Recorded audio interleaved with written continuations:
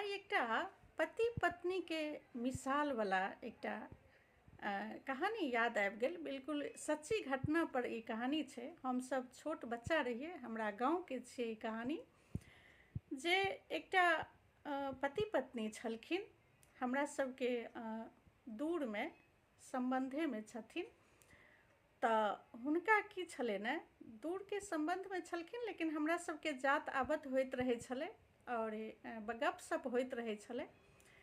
हुनकर जे छलै से दुनू पति पत्नी में बहुत गहरा प्रेम छलै। एतेक गहरा प्रेम छलै जे ओना तऽ सबके रहै छै, कनि कम कि कनि बेसी, लेकिन हुनका दुनू पति पत्नी के जे लोक देखै छलनि ने, तऽ मतलब नजर नहीं लागे तै ढंग से लोक के सोच में आबि जाय जे एतेक गहरा हुनका दुनू पति पत्नी में प्रेम छलनि। लेकिन की भेलै ने जे हुनका बाल बच्चा नहीं होइ छलनि और बहुत इलाज करवेलखिन, बहुत समय बीत गेलै। दुनू के संगे जे छै से कम बहुत समय बीत गेलनि, बाल बच्चा नहीं होइ छलनि और बहुत इलाज करवेलखिन। तऽ बाद में पता चललै जे मतलब हुनकर जे पत्नी छथिन हुनका में कमी छै, जिनकर इलाज नहीं छै और एहि के वजह से जे छै से हिनका बाल बच्चा नहीं हेतनि। तऽ दुनू प्राणी में जे छै से यह निश्चय केलखिन जे कोनो बात नहीं, हमरा बाल बच्चा अगर नहीं अछि तऽ कोनो दिक्कत नहीं छै, हम सब खुशी खुशी अपन जीवन बिताएब। लेकिन पहिने के समय में की होइ छलै हन जे बाल बच्चा वगैरह नहीं होइ छलै तऽ लोक दोसर विवाह कऽ लै छलै और भऽ जाइ छलै विवाह। आब तऽ एको गो विवाह भेनाइ मुश्किल छै, लेकिन पहिने होइ छलै जे दोसर विवाह भऽ जाइ छलै। हम सब छोट रहिए ओहि टाइम के ई कहानी छै। तऽ हुनका जे छै से निर्णय केने छलखिन जे हमरा विवाह नहीं करबाक अछि। लेकिन जेना जेना समय बीतल जाइ छलै ने, तेना तेना हुनकर कनिया के एहसास होइ छलै जे हमरा भल बाल बच्चा नहीं हैत, कमी हमरा में अछि, लेकिन हमरा पति के तऽ बाल बच्चा भऽ सकै छै। एहि चीज के हुनका एहसास छलै और हरदम अपना पति के समझाबै के बहुत कोशिश करै छलखिन जे अहाँ विवाह कऽ लिअ। लेकिन हुनकर पति जे छलखिन बहुत प्रेम से अपना कनिया के समझा दै छलखिन जे हम दोनों के बीच में हम तेसर के नहीं आनब।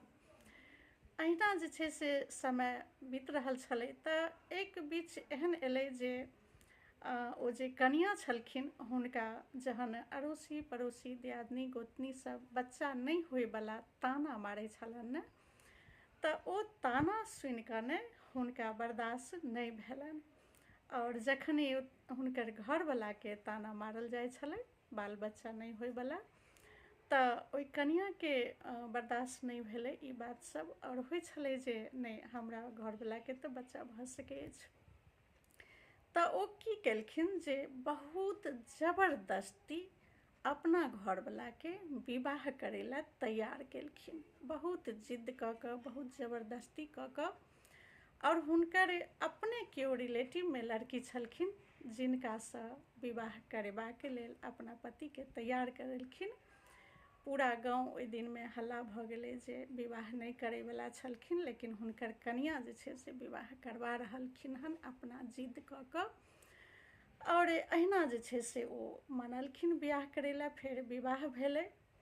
विवाह दान जहन भऽ गेलै ने, तऽ देखियौ एहिठमन की होइ छै, पति और पत्नी के बीच के जे प्रेम होइ छै ने, ओ चीज में धीरे धीरे कमी तऽ एबे करते। एहि दुआरे जे हुनका दोसरो पत्नी संगे प्रेम व्यवहार बनेबाक छै, तऽ ओहि चीज के लऽ कऽ जे छै से धीरे धीरे ई जे पहिला कनिया छलखिन ई जे देखै छलखिन, हिनका खुशी छलनि, खुशी से विवाह दान करेने छलखिन।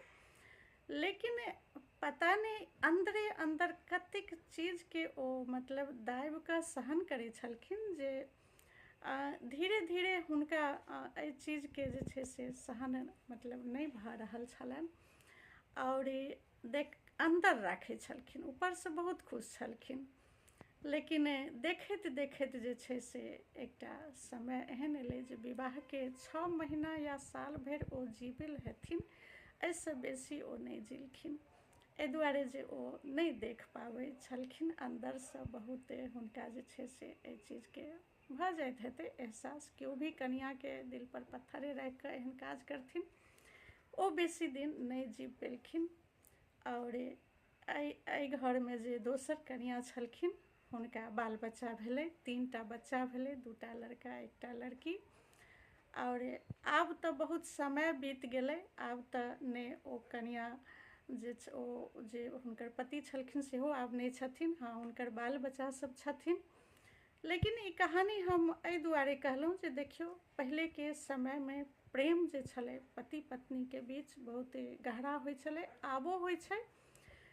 और ई चीज नया नया एखन विवाह दान भऽ रहल छै लड़का लड़की सबके, तऽ हुनको सबके जे छै से कनि ई चीज सिखबाके चाही।